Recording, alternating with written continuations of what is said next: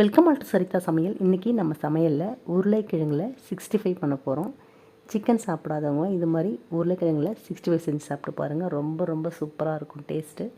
இப்போ இது பண்ணுறதுக்கு 4 மீடியம் பீஸ் உருளைக்கிழங்க தோலெல்லாம் சீவிட்டு சின்ன சின்ன பீஸாக கட் பண்ணிக்கலாம்.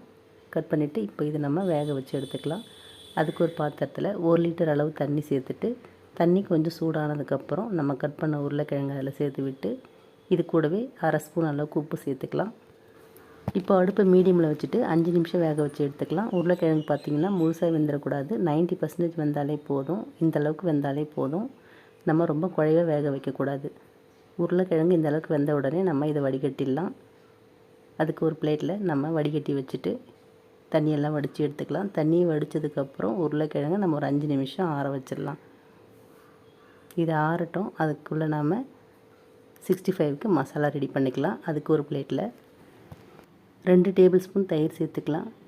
இது கூடவே 1 டீஸ்பூன் மிளகாய்த்தூள், 1/4 டீஸ்பூன் மஞ்சள் தூள், 1/2 டீஸ்பூன் கரம் மசாலா, 1/2 டீஸ்பூன் இஞ்சி பூண்டு பேஸ்ட்டு. அடுத்து இதில் 2 டேபிள் ஸ்பூன் மைதா மாவு சேர்த்துக்கலாம்.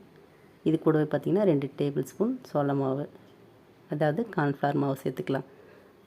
இப்போ இந்த மசாலாவுக்கு தேவையான அளவு உப்பு மட்டும் சேர்த்துக்கலாம். நம்ம ஏற்கனவே உருளைக்கிழங்குல உப்பு சேர்த்து வேக வச்சுருக்கோம்.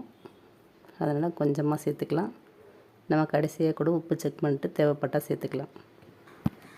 அடுத்து இதில் கொஞ்சம் கொஞ்சமாக தண்ணி சேர்த்து இட்லி மாவு பதத்துக்கு கலந்துக்கலாம். மசாலா ரொம்ப தண்ணியாக கலந்துடக்கூடாது.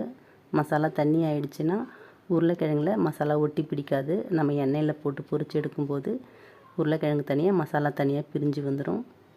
அதனால் கெட்டியாக நம்ம மசாலாவை கலந்து எடுத்துக்கலாம். இந்த அளவுக்கு கலந்தாலே போதும். இப்போது ஆற வச்ச உருளைக்கிழங்கை இது கூட சேர்த்துக்கலாம். சேர்த்து நல்லா கலந்து விட்டுடலாம். அவ்வளோதான். மசாலா பார்த்திங்கன்னா நல்லா கலந்து உருளைக்கிழங்கு சூப்பராக ரெடி ஆகிடுச்சு. இப்போ இதை நம்ம பொரித்து எடுத்துக்கலாம். அதுக்கு ஒரு கடாயில் எண்ணெய் காய வச்சு எண்ணெய் மீடியம் சூட்டில் இருக்கும்போது இதை நம்ம போட்டுக்கலாம். ரொம்ப எண்ணெய் அதிகமாகவும் காஞ்சிடக்கூடாது, ரொம்ப சூடு கம்மியாகவும் இருக்கக்கூடாது. எண்ணெய் சூடு அதிகமாக இருக்கும்போது நம்ம போடுறப்போ மசாலா கலர் மாறிடும். அதனால் மீடியம் ஹீட்டில் இருக்கும்போதே பொரித்து எடுத்துக்கலாம். நம்ம பார்த்திங்கன்னா ஏற்கனவே உருளைக்கிழங்கு வேக வச்சு தான் எடுத்துருக்கோம். மசாலா மட்டும்தான் நமக்கு வெந்து வரணும். 3லேருந்து 5 நிமிஷம் வேக வச்சாலே மசாலா சூப்பராக நமக்கு வெந்து வந்துடும். இப்போ பாருங்கள், நல்லா வெந்துடுச்சு. கலர் மாதிரி சூப்பராக ரெடி ஆகிடுச்சு. இது நம்ம வெளியில் எடுத்துடலாம்.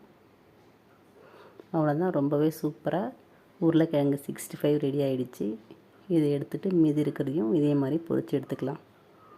இது பார்த்திங்கன்னா நம்ம அப்படியே சாப்பிட்றதுக்கும் நல்லாயிருக்கும். அப்படி இல்லைன்னா தயிர் சாதம், சாம்பார் சாதம், ரசம் சாதத்தோடலாம் வச்சு சாப்பிட்லாம். ரொம்பவே சூப்பராக இருக்கும். ட்ரை பண்ணி பாருங்கள். வீடியோ பிடிச்சிருந்தால் லைக் பண்ணி, ஷேர் பண்ணி, கமெண்ட் பண்ணுங்கள். என்னோடய மற்ற வீடியோஸ்லாம் பார்க்கணுன்னு நினச்சிங்கன்னா சரிதா சமையலுக்கு சப்ஸ்கிரைப் பண்ணுங்கள். தேங்க்யூ.